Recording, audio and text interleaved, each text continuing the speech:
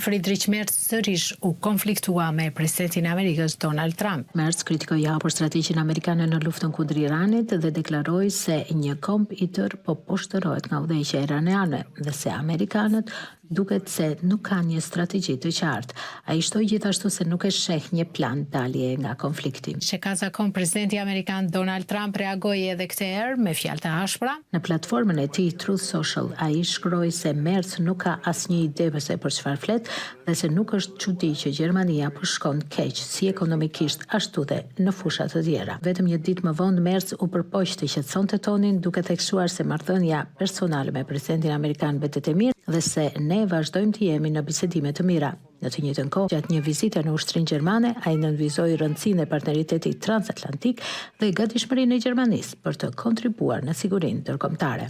Por ndërkohë nga Shtetet e Bashkuara të Amerikës erdhi një sinjal konkret. Pentagoni njoftoi se rreth 5000 trupa amerikane do të tërhiqen nga Gjermania brenda 6 deri në 12 muajve si pjesë e një rishikimi strategjik të pranisë ushtarake në Evropë. Nga ana gjermane, ministri i mbrojtjes Boris Pistorius se kjo lëvizje ishte e parashikueshme dhe theksoi se prania e trupave amerikane në Evropë dhe veçanërisht në Gjermani është në interes të dyja palëve. Presioni nga Washingtoni nuk mbeti vetëm në fushën e sigurisë.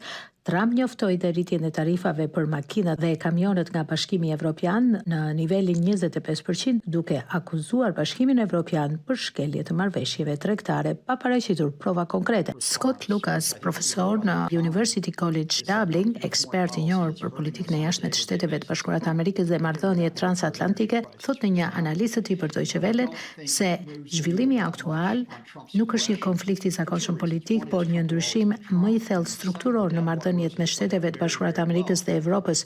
Sipas tij, aleanca tradicionale që ka ekzistuar që nga fundi i luftës së dytë botërore po ndryshon, pasi SBA-t nuk e trajtojnë më Evropën si një partnere të pakushtëzuar. Në këtë kontekst, ai vlerëson se kërcënimet për tërheqjen e trupave nga Gjermania nuk duhen interpretuar si një tërheqje reale ushtarake, por si një mjet presioni politik. Ai thotë se bazat amerikane në Gjermani janë strategjikisht shumë të rëndësishme për operacionet globale të SBA-ve. Për këtë arsye ai argumenton se bëhet fjalë për një sinjal ndaj Evropës që të marrë më shumë përgjegjësi për sigurinë e saj.